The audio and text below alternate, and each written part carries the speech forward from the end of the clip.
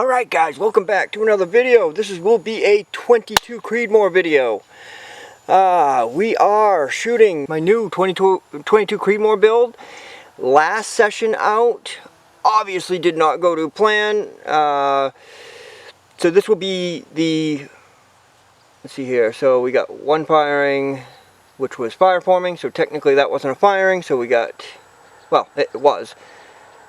One firing, then we got two firings, so we're shooting 2 times brass right here, so this will be our third, technically our 4th time out, but the last time we were out here, even the first 2 loads were breaking apart. Remember, we are shooting the TMKs instead of the SMKs, so they could not handle 3,300 feet per second like the SMKs, which I thought was kind of weird. I don't know if it's because of the polymer tip or what, but either way, TMKs cannot handle the same speeds as SMKs. Remember, this is a 6.5 twist barrel, 22 Creedmoor.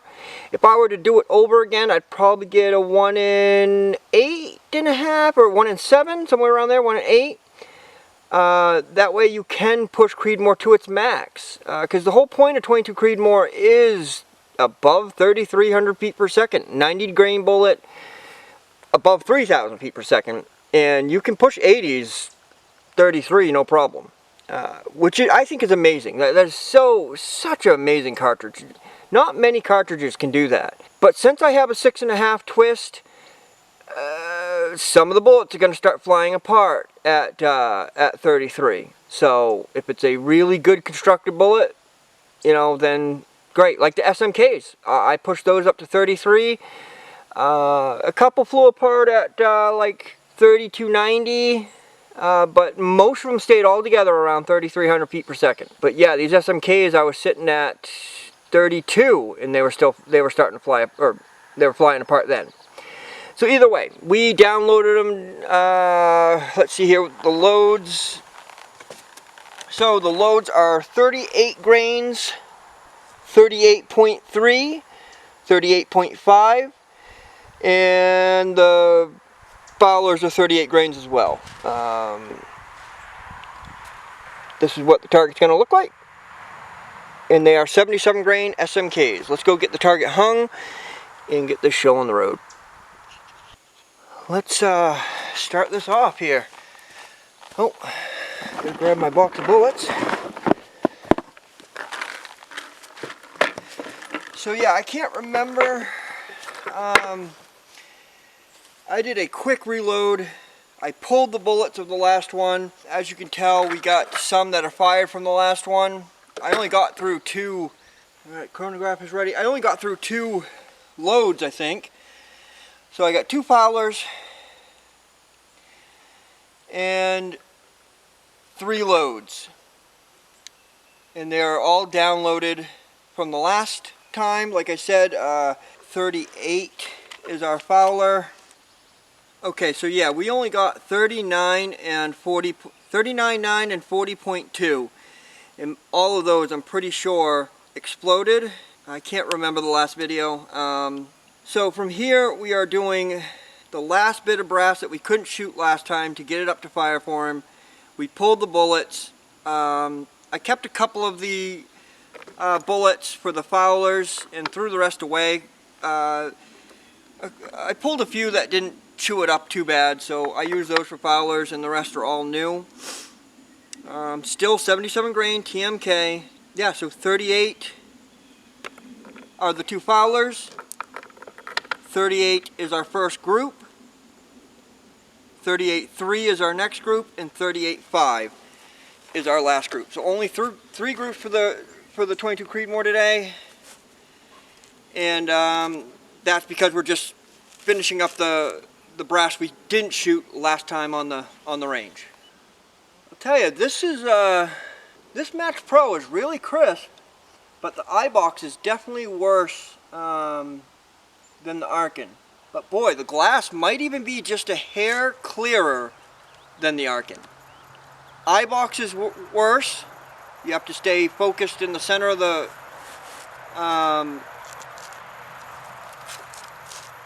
reticle, or center of the scope. Alright, let's get these two Fowlers shot.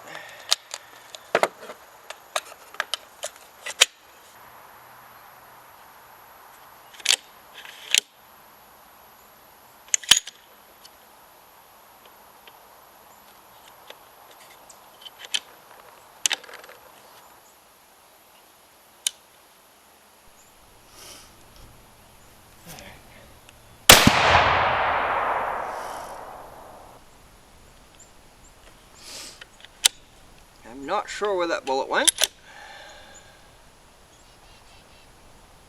Everything looks good.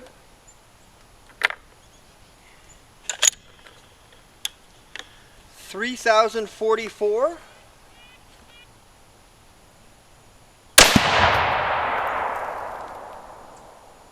don't know if they're both there or not. Alright, I'm going to make a little adjustment so I'm hitting just above the dot. I think they're both right in the center of the dot. Windage is good.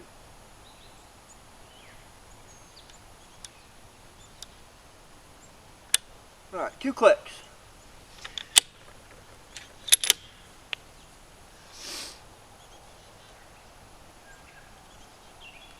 Everything looks good.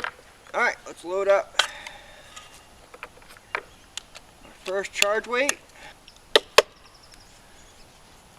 And so for those 2 shots, the SD was 2.7, extreme spread was 5.3. No sense in even, yeah, I didn't even, no sense in even writing down 2 shots here. Alright, let's move on to the 38.0 group. Alright.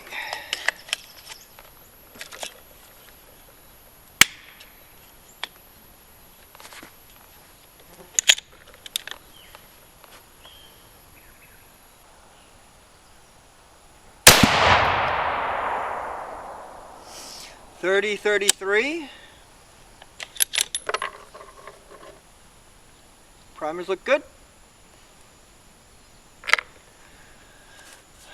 Let's see when, hopefully they don't start breaking apart. Hopefully we can get 3 good groups.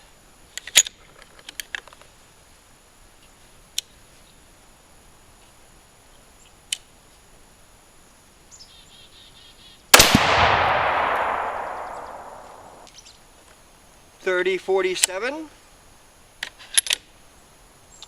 I did buy a new powder to try in this to see if we can get better SDs, because as you guys have been seeing, the Superformance have not been. I moved up to Magnum primers, which I'm still on Magnum primers now, to see if we can straighten out that SD or lower it, and ES. Both have been atrocious, and this will be, I guess, the real test, because the last one, all the bullets were exploding, so we didn't really get to test it. So hopefully the SDs are down.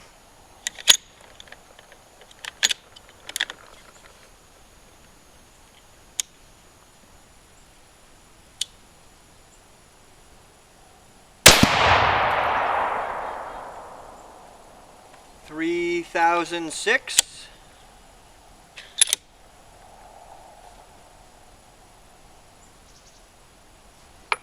Brass looks good.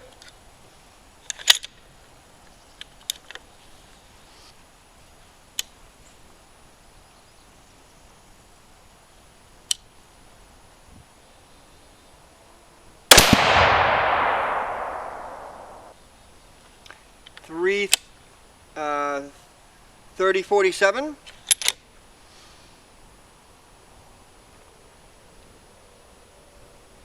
All looks good.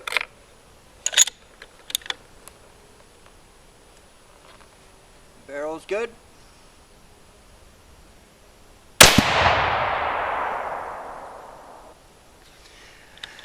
$30.15. Brass is good. Alright, we have an average of 30-30, an SD of 16.5, almost thought it was 18, 16.5, and an ES of 41.2. Still atrocious, but the 16 actually isn't, it's better than normal. definitely better than normal. Alright, moving on. Moving on to 38.5. Remember, this is still all Superformance.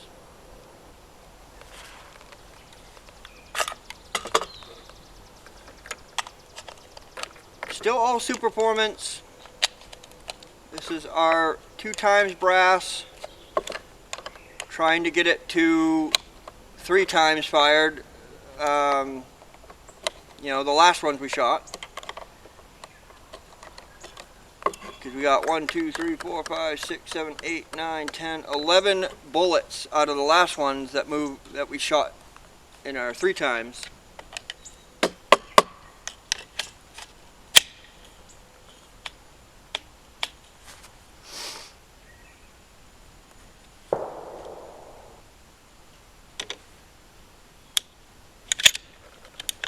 Alright, chronograph is reset. 38.3. Did I say 38.5? 38.3.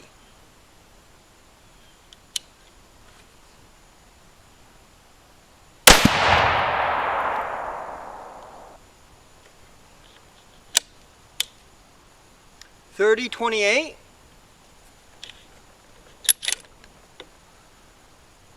Timer looks good.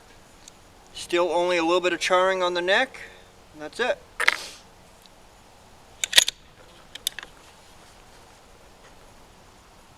Come on. Getting bit by bugs.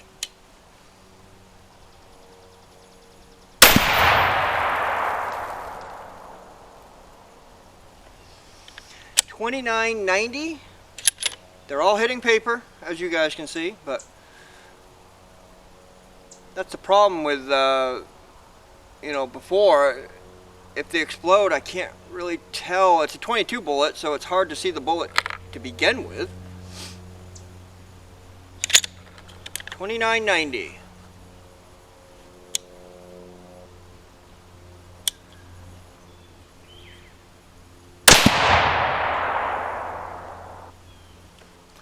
$30-36. All looks good.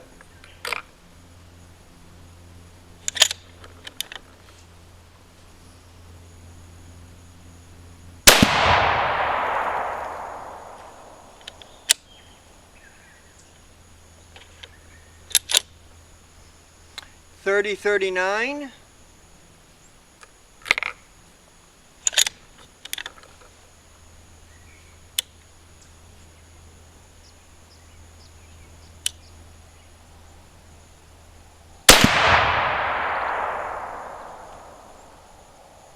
$30-70. All looks good. All right, average of 30-33, SD of 25.7, and ES of 80.1. Ah, God, gross. So there still isn't a lot of load data for 22 Creedmoor,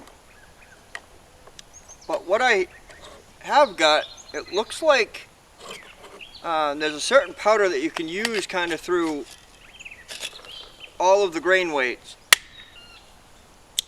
So I picked it up. I think, I'll show you back up at the bench when we go up. I can't remember the name of it. It's like 4830 SC or something like that, or 4530. We'll figure it out.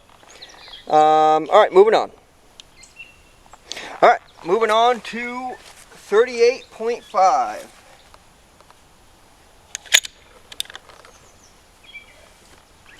Barrel is a little bit hot. I can hold my hand right on it though. It's a little bit past mild warm, I guess, but not enough to burn you. Got some crappy clouds coming, so I'm probably just going to shoot through it. It's not hot enough so it concerns me. Yeah, we'll shoot through it.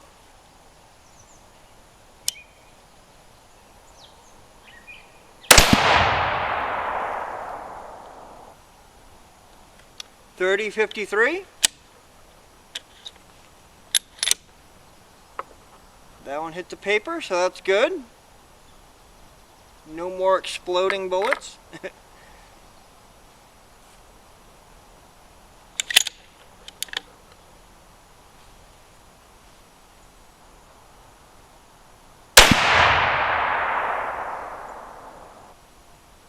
30-22.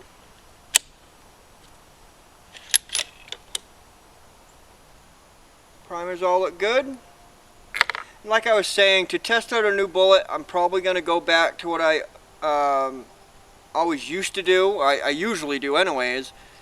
It's just load one bullet each. When we're starting a new bullet, load one bullet each. Try and get up, basically do a pressure test, trying to get up to pressure, but we're also trying to get up to speeds where this bullet, with this rifle, I guarantee the bullet's going to explode before we ever get to pressure with a 1 in 6 twist. And that's kind of shitty, that's kind of a problem with it, but it's still a fun rifle to shoot. And I may get a different barrel down the road and swap it out with a maybe 1 in 8. But either way, that's probably what I'm going to do from here on out, is just do a stability test, go up through the grain weights until we start exploding bullets, and then we know keep it lower than that. Alright, that was 30-22.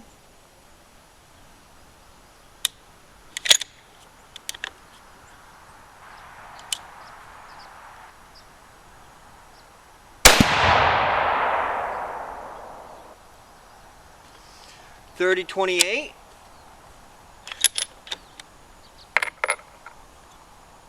Brass looks good.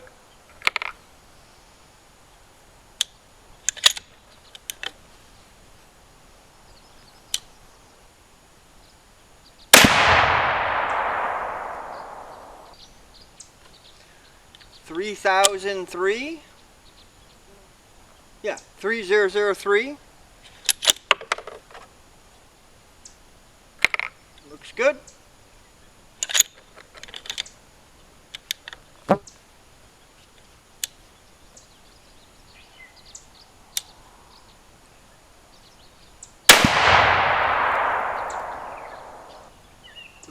.3052.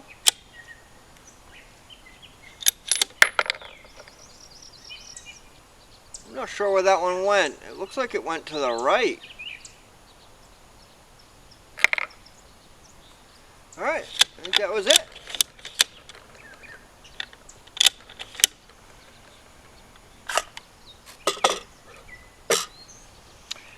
Alright, so average was 30-32, SD of 19, and ES of 50.1. Hopefully that other powder does better. I'm still getting okay groups, you know, with this Superformance, but yeah, man, ES's, SDs, all over the place. Alright guys, let's get back up to the bench, pick up here, and check out the brass and groups. Alright guys, we are back up at the bench. This one is interesting. So let's take a look at the brass. Brass looks good. Saw no pressure signs the whole time. Our two Fowlers. I got those blue because they're not quite caught up to same firing. Yeah, all look good. Brass looks good. So now, groups. I'll tell you, this is weird. Get you straightened back out here. As you can tell there, we had... I don't really know what to make of this, to be all honest. So, my first two I shot were my two Fowlers right here. They landed, no problem. That was 38 grains. The only thing I can think of is we pushed past the limit again, but the bullets didn't want to explode. They just came unstable. And I've never seen that before. A bullet usually explodes. At the high end revolutions, it usually just explodes or it hits. I've never seen a bullet hit the page like that.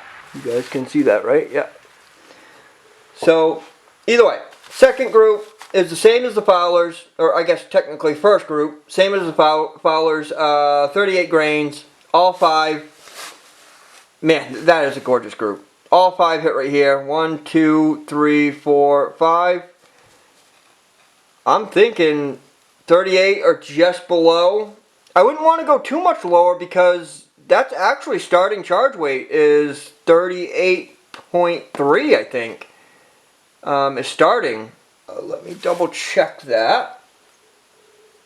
I'm pretty sure that's what it is. Now, we went to the second group there. I'll take measurements here, and all of these will be up on the channel, you know, like it always is. So 22 Creedmoor, 77 grain Sierra, Superformance. Yeah, 38.3 is starting load on that. So I went a little bit lower with 38.0, just because obviously the last time we were out, like you guys saw, I was pretty low in the charge weight too. I can't remember what we were at, but I was pretty low, and the TMKs were already exploding. So I figured I'd back it down, download it quite a bit. Now I gotta watch the replay back, but it's looking like all the 38s hit. I would dare to go a little bit lower than 38, because even at 38, see here, we're still sitting above 3,000 feet per second. So yeah, I would go a little bit lower than that. I'd probably go down to like 37.5-ish. Maybe down to 37 would probably be okay. And I think it would help this bullet out quite a bit.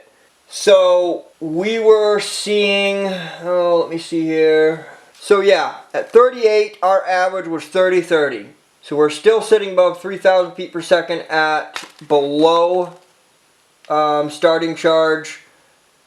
3/10 below starting charge. At starting charge, we were sitting at an average FPS of 30-33. But obviously, as you guys can tell, unless a few of those bullets went through the same hole, which it don't look like it did, I don't know where a few of those went. I don't see anything crazy on the board, left or right. Now, one bullet hit close to my camera on the ground. So I was thinking it was one of these. Obviously we have one here that went completely sideways. And that was from the 38.5. You guys will see in the video that I say, yeah, one hit on the right. Pretty big hole. So I kind of knew right then that one went a little squirrely. But obviously several did, because there's two missing from 38.3, unless we go back to the edit and a few went through these holes. And we're missing 3 at 38.5. Well, I guess 2, because this is one of them. And like I said, one hit, how I didn't hit my camera I don't know. Lucky as shit, because there was a bullet that hit right below my camera in the ground in the dirt, splashed my whole camera with mud and just debris. So I'm not sure where to go from here. Obviously lower. We have to be lower than starting charge. Obviously 38 is a gorgeous group, so I'll probably go lower. And with Wildcat, you know, Wildcats, I mean, this isn't technically a Wildcat, but it's still very new. I can't find really any reloading data for it. We will be trying H4350 very soon, maybe even next, I don't know. But I would like to try the Superformance a little bit lower than 38, because that is a gorgeous group right there at 38, and I think even at 37, down to 37, we're still going to be right around 2950, 2900. Between 2900 and 3000, we're still going to be around there at 37 grain. So yeah, that's probably where I'll go next. And after that, we are definitely going to be pushing towards, I didn't want to use the H4350 until, you know, because that's my really good powder. I have a lot of it, but still, you know, it's really good powder, and I want this barrel to be fully broken in, you know, before I start using my good components. Now, don't get me wrong, 77 grain TMK. Honestly, if I would have done it right like I did with the 308, I would have just bought a bunch of factory seconds, some midway factory seconds, just to get this barrel, you know, that's what I'm doing with the 308. Bought 2 boxes of factory second midways and just going to shoot those through it until it's, you know, fully broken in. Like I said in the 308 video, it will probably be around 80 rounds. I'll probably end it at 100 and then start normal load development. Normal seating depth tests, pressure tests that we normally do. Right now I'm just trying to quickly get some bullets down range and you know, down the barrel and season in the barrel. So that's probably where we'll go next with the 22 Creedmoor. Yeah, a little bit lower. 38 is a gorgeous group. And I haven't even taken measurements. This will be up on my channel anyways. I'll put it through my Bliss. What is that freaking thing called here? Ballistic X, yeah. That app is amazing. It's really good. Alright, so make sure you guys can see. Yes, you can. Furthest bullet apart. Make sure you guys still can see now that I moved it. Alright, furthest bullet apart of these two. And man, that's a freaking good group. Middle to middle. Right there. Look at that. 0.350. Damn. Under half. Wow. That's a damn good group. I'm not even going to measure the rest because they're not there. the final product is not there. So yeah, that's what we're going to do. I'm going to download this even a little bit more. Any new reloaders that are watching, you don't want to go too far, but if you're dealing with Wildcats, or you may have to do that. Published load data is what it is. It's kind of scarce, so you know, I can tell right off the bat that Hodgdon's manual starting at 38 is definitely okay, but it definitely could be lower with this powder at least. Yeah, I'm still above 3,000 at 38. I think they could definitely go a little lower at their starting charge, and I think it'd be just fine. So yeah, since my barrel is a faster twist, that's another reason why I may be able to get away with going a little bit lower than their starting charge too, because I think they are shooting a 1 in 7 barrel or 1 in 8, something like that. So that's what we're going to do in the next, we'll probably download it, go backwards from 38 grains, do 3/10 all the way to 37, and shoot that. See where we're at, see at the groups. I'm expecting some damn good groups. I'm expecting all bullets to be on paper as well. And yeah, I'm expecting some damn good groups.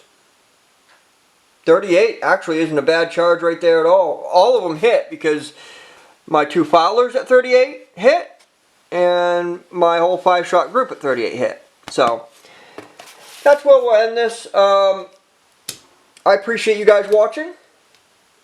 We will be doing more 22 Creedmoor, more 308. I'm definitely going to get the bench rest gun back out for a few videos because I need to finish the last load of for the 6.5 Creedmoor for 142 grain SMK.